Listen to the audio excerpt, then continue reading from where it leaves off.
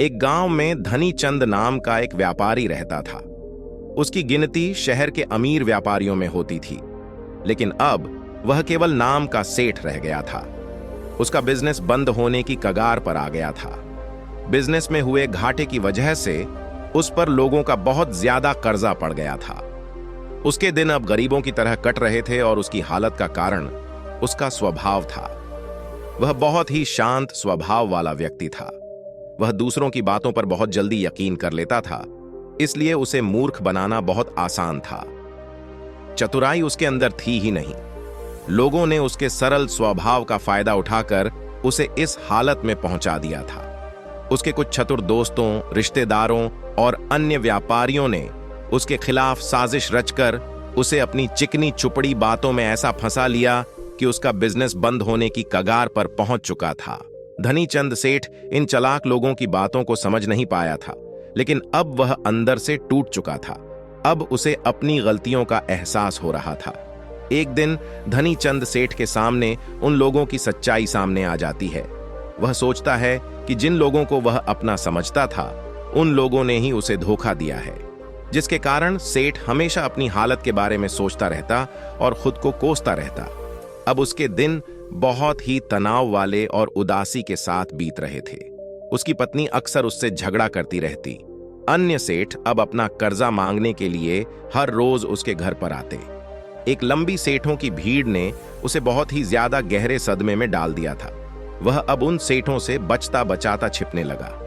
अपनी इस हालत से परेशान होकर उसने आत्महत्या करने का फैसला किया और वह आत्महत्या करने के लिए दूर एक पहाड़ी की ओर चल पड़ा। रास्ते में उसे एक महात्मा की कुटिया दिखाई दे। कुटिया में बहुत शांति और सुकून था। सेठ धनी चंद ने देखा कि उस महात्मा के सामने कुछ लोग बैठे हुए हैं और वे उनसे अपनी समस्याओं का समाधान पूछ रहे हैं। यह देखकर सेठ को बहुत ही ज्यादा जिज्ञासा हुई। कुटिया से बाहर आ रहे एक व्यक्ति को उसने रोका और महात्मा के बारे में वह पूछने लगा। उस व्यक्ति ने सेठ धनी चंद की ओर देखा और कहा कि वह महात्मा आसपास के सभी गांवों, कस्बों और शहरों में बहुत ही ज्यादा प्रसिद्ध है। वह बहुत ही अधिक बुद्धिमान है। वह लोगों की बड़ी बड़ी समस्याओं को चंद मिनटों में सुलझा देते हैं। वह लोगों के मन की बात जानने और उनके झूठ को पकड़ने में माहिर है, क्योंकि उन्होंने मानव स्वभाव के बारे में गहराई से अध्ययन किया है और इसे समझने में उन्होंने महारत हासिल की है। वह किसी को भी अपनी बात पर सहमत करने के लिए चुटकियों में सहमत कर लेते हैं, इसलिए उन्हें चतुर बाबा के नाम से भी जाना जाता है। वह व्यक्ति सेठ धनी चंद की ओर देखकर कहता है, अगर आपको भी कोई समस्या है तो आप उनसे समाधान पूछ सकते हैं। यह कहकर वह व्यक्ति वहां से चला जाता है। इसके बाद वह सेठ चुपचाप लोगों की भीड़ में बैठ गया और अपनी बारी आने का इंतजार करने लगा। भीड़ को खत्म होने में शाम हो गई। अब सेठ की बारी थी। उसने महात्मा को प्रणाम किया और दुखी मन से अपनी सारी घटना के बारे में बता दिया। वह महात्मा सेठ की बातों को बहुत ध्यानपूर्वक सुन रहे थे और फिर शांत स्वर में उत्तर दिया। इंसान को इतना शरीफ नहीं होना चाहिए कि वह हर किसी की बातों पर विश्वास कर ले और जो लोग कहे वही करना शुरू कर दे। हर व्यक्ति के अंदर इतनी समझ और चतुराई का होना बहुत जरूरी है, इसलिए नहीं कि वह दूसरों का फायदा उठा सके या उन्हें बेवकूफ बना सके, ताकि वह खुद को दूसरे चतुर लोगों की चालों से बचा सके, खुद को नुकसान से बचा सके और दूसरे जरूरतमंद लोगों की मदद कर सके। इतनी बातें कहने के बाद महात्मा अब कहते हैं कि अब मैं आपको समझाऊंगा कि आप लोगों से जो चाहते हैं वह कैसे प्राप्त कर सकते हैं। तुम्हें कुछ ऐसे तरीके सिखाऊंगा जिनका उपयोग तुम लोगों और परिस्थितियों को नियंत्रित करने के लिए कर सकते हो। इसके अलावा तुम्हें यह भी पता चल जाएगा कि धोखेबाज लोगों को कैसे पहचानें और उनसे खुद को कैसे बचाएं। एक साधारण व्यक्ति कैसे समझदार व्यक्ति बन सकता है। ध्यान रहे, जो मैं यहां तुम्हें सिखाने वाला हूं उसका इस्तेमाल किसी गलत काम के लिए नहीं करना, लेकिन अपनी और दूसरों की सुरक्षा के लिए। बस मेरी बातों को ध्यान से सुनो। हम जिस दुनिया में रहते हैं वहां आपको कुछ लोग चतुर मिलेंगे जो अपनी आजीविका चलाने के लिए भोले भाले लोगों का इस्तेमाल करते हैं। अब आप इन लोगों को कैसे पहचानते हैं जो अधिक बातें समझते हैं? आपको उन लोगों पर ध्यान देना चाहिए, क्योंकि ये लोग विश्वास की कमी को पूरा करने के लिए बहुत सारे शब्दों का उपयोग करते हैं। आपको उन पर ध्यान देने की कोई आवश्यकता नहीं है। क्योंकि वे अपने झूठ की वजह से आपको बेवकूफ बनाने की कोशिश करते हैं। जो लोग एक ही बात को बार बार कहते हैं वह झूठे हो सकते हैं। ऐसे लोगों के कई उदाहरण हैं ताकि आप उनकी चिकनी चुपड़ी बातों पर भरोसा कर सके। जिस व्यक्ति से आप बात कर रहे हैं उसे जानने का असली तरीका यह है कि आपको वह जो कुछ भी कहते हैं उसे एक बार दोबारा अवश्य सुने। जिस तरह से वे अपनी कहानी सुनाते हैं उससे आपको पता चल जाएगा कि वह सही है या नहीं। दूसरी बात, यदि आप किसी ऐसे व्यक्ति को जानते हैं जो दूसरों से झूठ बोलता है तो आप उस पर कभी भी भरोसा ना करें, क्योंकि जो व्यक्ति दूसरों से झूठ बोलता है वह निश्चित रूप से आपसे भी झूठ ही बोलेगा। साथ ही आपको ऐसे लोगों से सावधान रहना चाहिए जो दावा करते हैं कि उनके पास पहले बहुत पैसा था जो अब डूब गया है, जिससे पता चलता है कि जिससे आप बात कर रहे हैं वह झूठ बोल रहा है। हाँ, ऐसा हो सकता है कि एक बार उसके पास पैसा था लेकिन अब वह दिवालिया हो चुका है। बुद्धिमानी इसी में है कि ऐसे व्यक्ति को कभी भी पैसों से समझौता नहीं करना चाहिए। जो व्यक्ति खुद के पैसे को संभालने में कमजोर हो सकता है उस व्यक्ति से सलाह लेना बुद्धिमानी नहीं है। आपको ऐसे अयोग्य लोगों से भी सावधान रहने की आवश्यकता है, क्योंकि अगर कोई व्यक्ति महत्वपूर्ण चीजों की देखभाल करने में सक्षम नहीं है तो ऐसे लोग अपने बिजनेस या काम को संभाल नहीं सकते हैं। एक समझदार व्यक्ति अपनी जरूरी समस्याओं पर अधिक ध्यान देता है, बेकार की चीजों पर नहीं। एक और वह व्यक्ति जो हमेशा अपनी बात दोहराता है और बार बार कसम खाता है, वह व्यक्ति झूठा होता है। इसलिए ऐसे व्यक्तियों पर भी कभी भरोसा नहीं करना चाहिए।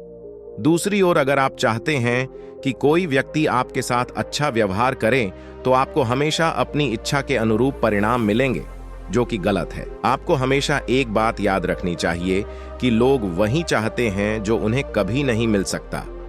इसलिए अगर आप ऐसा चाहते हैं कि किसी काम को पूरा करने के लिए आप उसे बार बार करें और आप उसे हासिल कर सकते हैं जो मैं खुद नहीं पा सका, इसके लिए तुम्हें 2 नियमों पर ध्यान देना होगा। पहला नियम, जिस व्यक्ति को आप अपने वश में करना चाहते हैं उसे वह दे जो वह चाहता है या फिर जिसे वह हासिल करना चाहता है। दूसरा नियम, उस व्यक्ति को तब तक देखें अब जब तक वह आपके नियंत्रण में आ जाता है। तो देखिए कितना दुख होता है जब आप उसे वह देना बंद कर देते हैं जो वह चाहता है, जब भी आपको लगता है कि वह आपको हल्के में ले रहा है।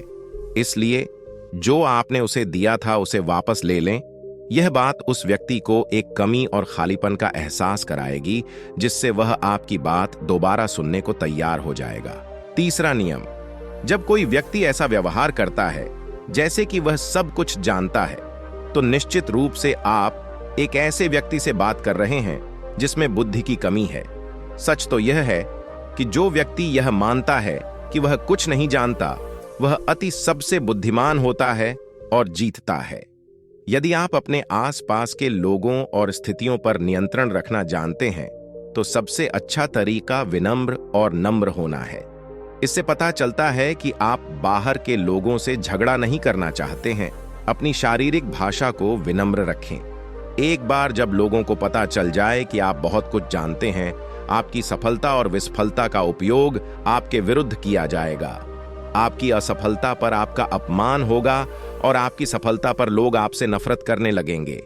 और जब आप लोगों के सामने यह दिखाते हैं कि आप सब कुछ जानते हैं, तो लोगों को समझाने की तरकीब अधूरी रह जाती है। लोग आप पर उनका उपयोग करने का आरोप लगा सकते हैं और वे आपको अपनी योजना के साथ आगे बढ़ने का मौका दिए बिना ही मना कर देंगे।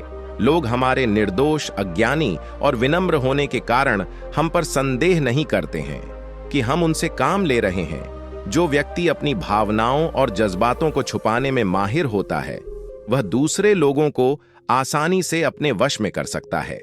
जब लोगों को लगेगा कि आप विनम्र हैं और झगड़ालू स्वभाव के नहीं हैं, तो वे आगे आकर आपकी मदद करना चाहेंगे और शायद तब वे आपको अपने बारे में जानकारी देंगे जिसका उपयोग आप उन्हें नियंत्रित करने के लिए कर सकते हैं। और वे आपको यह सारी जानकारी देंगे क्योंकि उन्हें यकीन है कि आप उनसे नहीं लड़ेंगे। जो व्यक्ति यह मानता है कि उसके अंदर सुधार की गुंजाइश है, तो उसके सफल होने की संभावना कई गुना बढ़ जाती है। व्यक्ति के अंदर विनम्रता इसलिए भी आती है क्योंकि वह सोचता है कि उसे बहुत कुछ सीखना है। लेकिन जो व्यक्ति यह सोचता है कि वह बहुत कुछ जानता है, वह आसानी से मूर्ख बन जाता है। साथ ही एक गृहस्थ होने के नाते आपको इस बात पर भी ध्यान देना चाहिए कि आपका पैसा कहां जा रहा है, और उस मेहनत की कमाई को तब तक खर्च न करें जब तक आपको उस पैसे के बदले में वह न मिल जाए जो आप चाहते हैं। इसका मतलब यह है कि अगर आप सामान लिए बिना पैसे देते हैं तो धोखा मिलने की संभावना बढ़ जाती है। ऐसा भी हो सकता है कि अगर किसी ने आपका पैसा पहले ही ले लिया है तो वह अपना वादा नहीं निभाएगा। इसलिए सुरक्षित रहने के लिए उस व्यक्ति को पैसे देने से पहले सावधानी बरतें। जो चीज आप उससे पाना चाहते हैं उसे प्राप्त करें। चौथा नियम, लोगों को समझाने का सबसे अच्छा तरीका यह जानना है कि आप किसका मन बदल सकते हैं और किसका नहीं। यह 100% सत्य है कि आप किसी के मन को अपने अनुसार तब तक नहीं चला सकते जब तक वह आपको पसंद न करता हो। इसलिए जो लोग आपको पसंद करते हैं और आपका सम्मान भी करते हैं, उन्हें अपने तरीके से चलाने की कोशिश करें, लेकिन सही चीजों के लिए इस बात का ध्यान रखें। यदि आप किसी ऐसे व्यक्ति के मन में हेर फेर करने का प्रयास करते हैं जो आपको पसंद नहीं करता है, तो ऐसे में आपका सारा समय और धैर्य बर्बाद हो जाएगा। इसके अलावा जब भी आप ऐसे व्यक्ति को बदलने की कोशिश करेंगे तो वह आपसे बहस करेगा। चाहे आप कुछ भी करें, आप कभी भी ऐसे व्यक्ति के मन को नहीं बदल पाएंगे। आपको अपनी बहस शुरू होने से पहले ही प्रयास करना बंद कर देना चाहिए और याद रखना चाहिए कि केवल आप ही उन लोगों को बदल सकते हैं जो आपको पसंद करते हैं और आपका सम्मान करते हैं। इसलिए यदि आप किसी को बदलना चाहते हैं, सबसे पहले इसके साथ अच्छे संबंध स्थापित करें और इससे दोस्ती करें। इतना कहकर महात्मा कुछ देर रुके और फिर आगे कहने लगे, अब मैं तुम्हें कुछ ऐसी तरकीबें बताऊंगा जिनका प्रयोग करके चतुर और धोखेबाज लोग दूसरों को मूर्ख बनाते हैं और उनका गलत इस्तेमाल करते हैं। पहला तरीका, जब किसी चतुर व्यक्ति को अपना काम निकालना होता है तो वह अपने इरादे पूरी तरह छिपा कर रखता है, अर्थात वह झूठ बोलता है, सबसे महत्वपूर्ण बात छिपाता है और केवल उतना ही कहता है जितना वह चाहता है। दूसरा तरीका, एक व्यक्ति जो चतुर है, दूसरों को गुमराह करना चाहता है, वह जितना संभव हो उतना ध्यान अपनी ओर आकर्षित करना चाहेगा, क्योंकि इस तरह वह किसी समूह का सबसे महत्वपूर्ण हिस्सा बन सकता है, दूसरे लोगों को गुमराह कर सकता है या अपने फायदे के लिए आपके कमरे का इस्तेमाल कर सकता है। तीसरा तरीका, जो व्यक्ति लोगों को गुमराह करता है वह अच्छी तरह से जानता है कि लोगों की भावनाओं के साथ कैसे खेलना है। वह अलग अलग मौकों पर अपने लाभ के अनुसार अलग अलग भावनाएं व्यक्त करता है, लेकिन केवल दिखावा करने के लिए। कभी कभी वह बहुत क्रोधित होगा, कभी कभी वह बहुत विनम्र होगा, कभी कभी वह बहुत मिलनसार होगा और कभी कभी वह बहुत उदास रहेगा। जिस व्यक्ति से उसका काम निकलेगा वह उसके साथ वैसा ही व्यवहार करना शुरू कर देता है। चौथा तरीका, धोखेबाज व्यक्ति सिर्फ अपने लिए सभी की सहानुभूति पाने की कोशिश करता है। सभी उसे सबसे गरीब समझते हैं। उसे इस बात से कोई फर्क नहीं पड़ता कि आपकी समस्या कितनी बड़ी है। आपको हमेशा यह महसूस कराएगा कि उसकी समस्या आपसे बड़ी है और वह आपसे ज्यादा परेशानी में है, इसलिए आपको उस पर दया करनी चाहिए और उसकी मदद करनी चाहिए। पांचवा तरीका, एक चतुर व्यक्ति जो आपको नियंत्रित करना चाहता है, उसकी अपनी इच्छा के अनुसार आपको यह सोचने पर मजबूर कर देगा कि वह आपके जीवन का सबसे महत्वपूर्ण व्यक्ति है। आप इसके बिना काम नहीं कर सकते, लेकिन वास्तव में ऐसा नहीं होता है। वह आपको सिर्फ यह आश्वासन देता है कि आप उसके बिना जीवन की कल्पना नहीं कर सकते हैं। इस तरह जितना अधिक आप उन पर निर्भर होते जाते हैं, उतना ही अधिक उनका आप पर नियंत्रण बढ़ता जाता है और वे आपसे अपना काम करवा लेते हैं। छठा तरीका, एक चतुर व्यक्ति हमेशा यह कोशिश करता है कि किसी भी बड़े काम का श्रेय हमेशा उसे ही मिले। तारीफ तो उसकी ही होनी चाहिए, चाहे कोई कुछ भी करे, लेकिन तालियां सिर्फ उसके लिए हैं। इसलिए वे ज्यादा से ज्यादा लोगों का ध्यान अपनी ओर आकर्षित करना चाहते हैं। अधिक से अधिक लोगों को अपने साथ जोड़ने के लिए चतुर लोग अक्सर सबसे कठिन काम दूसरों को सौंप देते हैं और आसान काम अपने पास रख लेते हैं, लेकिन सारे काम का श्रेय खुद लेने की कोशिश करते हैं। सातवां तरीका, एक धोखेबाज आपका सबसे अच्छा दोस्त होने का दिखावा करेगा। वह दिखाएगा कि आपका उससे बेहतर दोस्त नहीं हो सकता। इस तरह से आपके सभी रहस्य जानने की कोशिश करेगा और गलत समय पर वह उनका उपयोग आपके खिलाफ करेगा। इसलिए अपने रहस्य बताने से पहले 10 बार सोचें, क्योंकि दुनिया में सबसे खतरनाक चीज एक धोखेबाज दोस्त है। इसलिए यह पहचानना सीखें कि कौन दोस्त है और कौन नहीं। 8वां तरीका, एक धोखेबाज व्यक्ति आपको केवल उतनी ही जानकारी देगा जितनी वह आपसे जानना चाहता है। कारण, क्योंकि वह चाहता है कि आप सिर्फ ये बातें जानें। वह कभी भी आपके साथ पूरी बातें साझा नहीं करेगा। वह सबसे महत्वपूर्ण चीजें छिपाएगा ताकि समय आने पर वह उनका उपयोग कर सके और सारा श्रेय ले ले या अपना काम पूरा करवा सके। 9वां तरीका, एक चतुर व्यक्ति कभी भी अपनी बात पर कायम नहीं रहेगा। समय आने पर वह अपनी बात से मुकर जाएगा। इसका कारण कुछ भी हो सकता है, या तो वह चाहता है कि आप ऐसा न करें या वह जानबूझकर ऐसा कर रहा है। यह उसकी इच्छा पर निर्भर करता है। 10वां तरीका, वे ऐसा दिखावा करते हैं जैसे उन्हें कुछ भी पता नहीं है।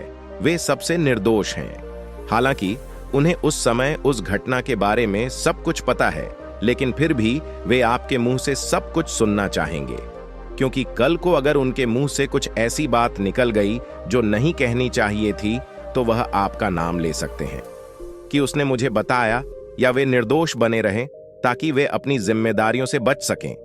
जितना उन्हें मिल सकता था उससे अधिक काम के बोझ से दूर रहे। वे जानबूझकर ऐसा करते हैं ताकि कोई उन पर ध्यान न दे और वे महान चीजों से बच सकें। 11वां तरीका, दूसरों पर उंगली उठाना या दोष देना। एक चतुर व्यक्ति हमेशा अपने हाथ खाली रखना चाहेगा, अर्थात उसे कोई कड़ी मेहनत या अधिक जिम्मेदारी नहीं निभानी पड़ेगी। इसलिए वह दूसरों पर उंगली उठाता रहता है कि मुझे यह काम ठीक से नहीं आता। वह इस बात को भली भांति जानते हैं। यह दूसरी स्थिति यह आती है कि कहीं ना कहीं उनकी पोल खुल जाती है या इज्जत सामने आ जाती है, फिर भी वे अपनी गलती का दोष दूसरों पर डाल देते हैं। 12वां तरीका, एक धोखेबाज हमेशा झूठी तारीफ करेगा। वह केवल वही कहेगा जो दूसरा व्यक्ति उससे सुनना चाहता है, और वह ऐसा तब तक करेगा जब तक उसका काम पूरा न हो जाए।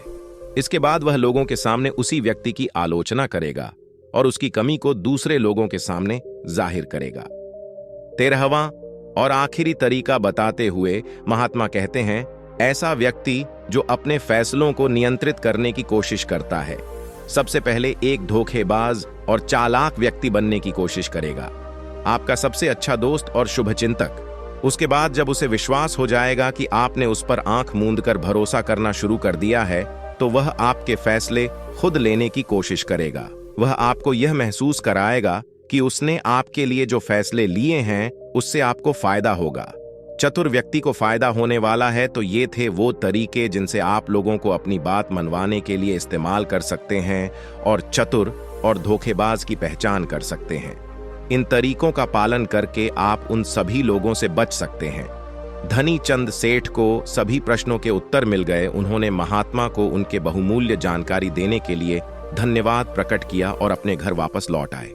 इसके बाद धनी चंद सेठ ने बहुत मेहनत की और इस कहानी में बताए गए नियमों का पालन किया। इसके बाद वह फिर से एक अच्छा व्यापारी बन गया। दोस्तों, उम्मीद करता हूं इस कहानी से आपको बहुत कुछ सीखने को मिला होगा। धन्यवाद।